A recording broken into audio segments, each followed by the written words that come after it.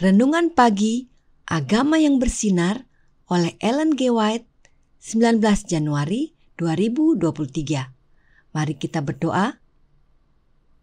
Tuhan Allah Bapa kami yang bertahta dalam kerajaan surga, Bapa yang penuh kasih, pencipta langit dan bumi, laut dan segala isinya, Bapa yang kami sembah melalui anak-Mu, Tuhan kami Yesus Kristus. Kami bersyukur untuk berkat dan perlindungan Tuhan untuk hari yang baru dalam kehidupan kami.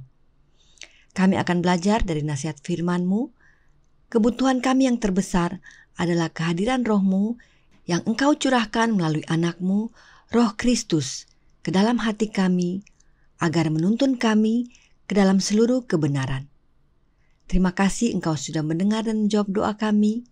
Ampuni kami dari salah dan dosa kami. Dalam nama Yesus kami sudah berdoa dan mengucap syukur kepada Bapa. Amin. Renungan hari ini akan dibacakan oleh Ibu Yvonne Ayorbaba. Kepada Ibu Yvonne, kami persilahkan. Terima kasih, selamat pagi buat kita sekalian. Judul bacaan renungan pagi kita pada hari ini tanggal 19 Januari 2023, bergembiralah karena Tuhan adalah penolongku. Sungguh Engkau telah menjadi pertolonganku, dan dalam naungan sayap-Mu aku bersorak-sorai. Mazmur 63 ayat 8. Orang Kristen selalu mempunyai penolong yang kuat di dalam Tuhan. Cara Tuhan menolong mungkin kita tidak tahu, tetapi yang kita ketahui ialah Ia tidak pernah mengecewakan mereka yang berharap padanya.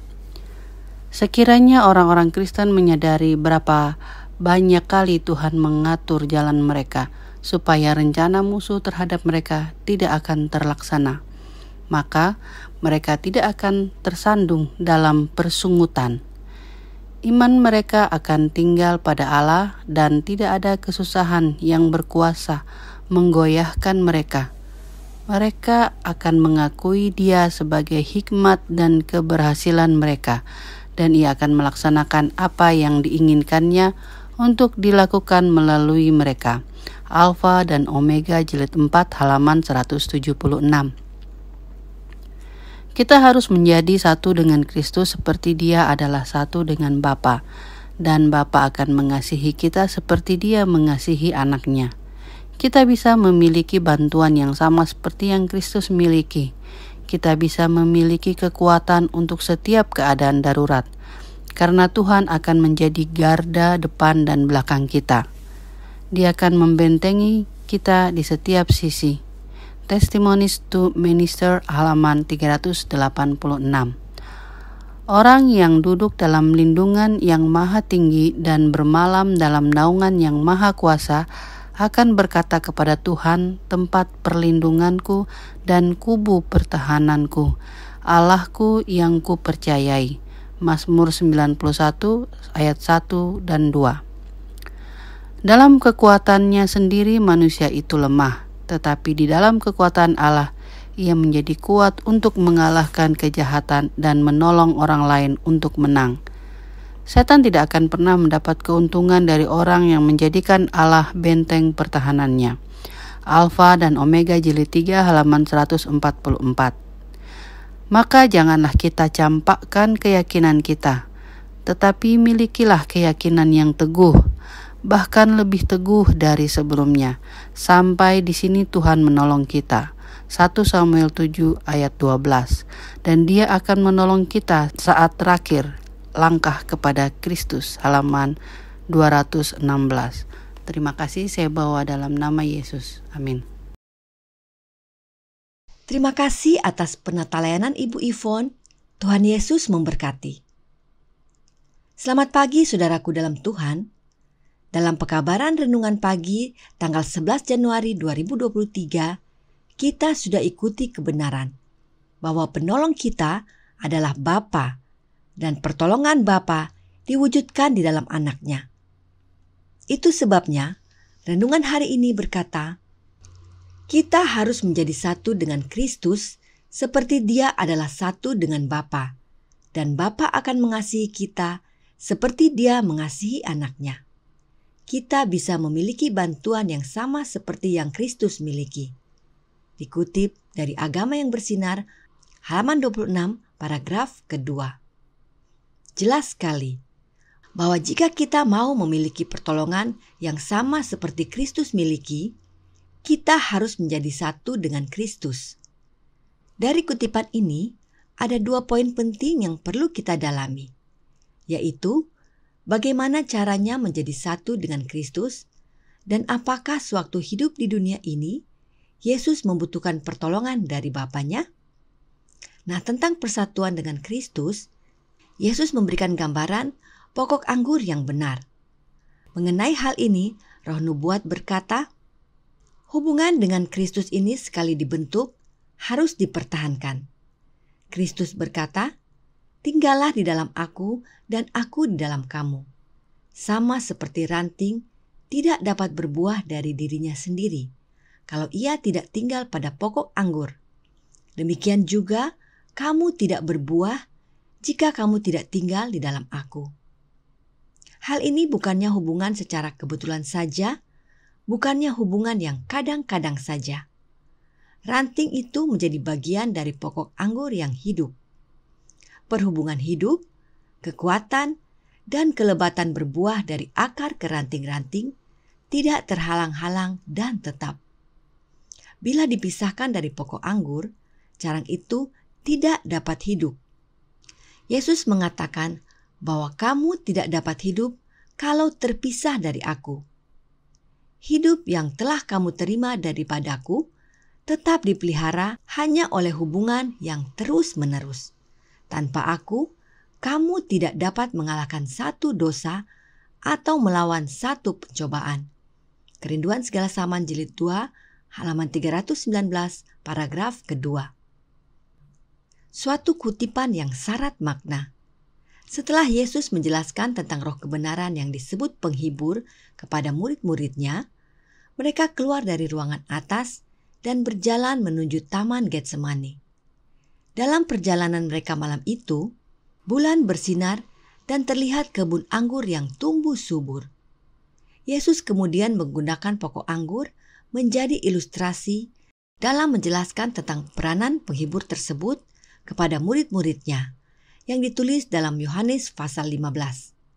Dan kutipan ini adalah bagian dari penjelasan Yesus kepada murid-muridnya. Yesus berkata, hubungan dengan dirinya tidak boleh terputus. Jadi, meski dia akan pergi, tapi hubungan dengan dia tidak boleh putus. Bagaimana caranya supaya jangan putus? Yesus katakan, tinggallah dalam aku dan aku dalam kamu. Sama seperti ranting selalu terhubung dengan pokok anggur supaya tetap hidup. Itu sebabnya Yesus berkata, hidup yang telah kamu terima dari Dia harus dipelihara hanya dengan hubungan yang terus-menerus. Pada bagian akhir, Yesus berkata, tanpa aku, kamu tidak dapat mengalahkan satu dosa atau melawan satu pencobaan. Apa artinya? Artinya, jika kita tidak bersatu dengan Kristus, kita tidak bisa menang melawan dosa. Hanya bersatu dengan Kristus, kita bisa menang melawan dosa. Kemudian Yesus lanjutkan, hendaklah kamu tetap di dalam aku dan aku juga di dalam kamu. Tinggal di dalam Kristus berarti selalu menerima Roh-Nya, suatu kehidupan penyerahan yang tidak terbatas kepada pekerjaannya. Saluran perhubungan harus terbuka terus-menerus antara manusia dan Allah-Nya. Sebagaimana carang pokok anggur senantiasa mengisap sari dari pokok anggur yang hidup, demikian juga kita harus berpaut pada Yesus dan menerima daripadanya oleh iman, kekuatan, dan kesempurnaan tabiatnya. Kerinduan Segala Zaman Jilid 2, halaman 320, paragraf pertama. Tinggal dalam Yesus artinya selalu menerima Roh-Nya, yaitu Roh-Nya Kristus. Itulah yang dimaksudkan dalam paragraf sebelumnya. Lihat kalimat kuning di bawah, di mana Yesus berkata, hidup yang telah kamu terima daripadaku dapat dipelihara hanya oleh hubungan yang terus-menerus. Agar kita bersatu dengan Kristus, maka kita harus selalu menerima terus-menerus akan rohnya Yesus, yaitu hidupnya Yesus. Itu sebabnya Yesus gunakan ilustrasi pokok anggur dan ranting. Lihat yang ditandai biru. Roh nubuat jelaskan bahwa sebagaimana ranting senantiasa atau selalu atau terus-menerus mengisap sari dari pokok anggur, demikian juga kita berpaut pada Yesus, yaitu dengan cara selalu menerima rohnya terus-menerus. Inilah maksudnya Yesus berkata, "Aku masih akan bekerja sungguh-sungguh bagimu." Sebab Yesus akan hadir kembali melalui kehadiran rohnya yang kudus yang disebut penghibur. Kenapa murid-murid perlu Yesus? Karena Yesus berkata, "Kamu tidak dapat mengalahkan satu dosa pun tanpa aku." Murid-murid perlu pertolongan untuk melawan dosa dan pencobaan, dan Sang Penolong itu adalah Yesus. Jadi, bagaimana caranya untuk bersatu dengan Yesus? Dengan menerima rohnya. Kita terhubung kepada pokok anggur dan menerima hidup dari pokok anggur yang benar. Kemudian, apakah Yesus waktu di dunia ini selalu ditolong oleh Bapanya? Sudah tentu. Perhatikan yang roh nubuat nyatakan berikut ini. Dalam segala perkara yang dilakukannya, Kristus bekerja dengan Bapanya. Ia selalu berhati-hati membuktikan bahwa ia tidak bekerja sendiri, dan dengan iman dan doalah, ia mengadakan mujizat-mujizatnya. Kristus menghendaki agar semua orang mengetahui hubungannya dengan Bapanya. Kerinduan Segala Zaman Jilid 2, halaman 154, paragraf ketiga.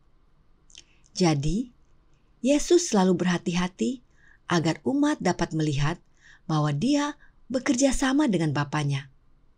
Bahkan dalam Alkitab, Yesus berkata, di dalam Yohanes 14 ayat 10 dan 11, "Tidak percayakah engkau bahwa aku di dalam Bapa dan Bapa di dalam aku?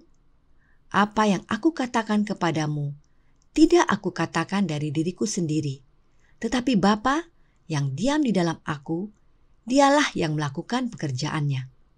Percayalah kepadaku bahwa aku di dalam Bapa dan Bapa di dalam aku. Atau setidak-tidaknya, percayalah karena pekerjaan-pekerjaan itu sendiri."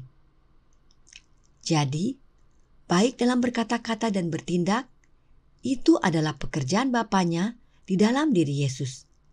Sebab Bapa mengaruniakan rohnya kepada anaknya dengan tidak terbatas. Inilah patron yang Yesus mau berikan kepada kita. Sebagaimana Yesus menang karena Bapa menolong dia, demikian juga Yesus mau Bapa menolong kita agar menang seperti Yesus. Bagaimana caranya kita menerima rohnya Bapa? Dengan menerima rohnya Kristus. Itulah yang dicurahkan pada hari Pentakosta. Pada hari Pentakosta, yang tak terbatas mengungkapkan dirinya dalam kuasa kepada jemaat. Oleh Roh Kudusnya, dia turun dari ketinggian surga seperti tiupan angin keras ke dalam ruangan tempat para murid berkumpul. Dikutip dari Letters and Manuscript 62 tahun 1902, paragraf 13. Pada hari Pentakosta, Yesus turun melalui kehadiran Roh Kudusnya. Jelas sekali saudaraku dalam Tuhan, yang dicurahkan pada hari Pentakosta adalah Roh Kudusnya Yesus Kristus, yang disebut Roh Kristus. Melalui kehadiran rohnya, Yesus bekerja sama dengan para rasul dan umat-umatnya.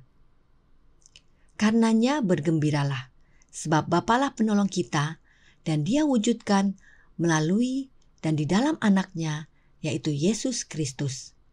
Inilah pentingnya bersatu dengan Yesus. Kiranya pekabaran ini menjadi pembaharuan dan sukacita bagi kita semua. Tuhan memberkati, saya bawa dalam nama Yesus. Amin. Mari kita berdoa.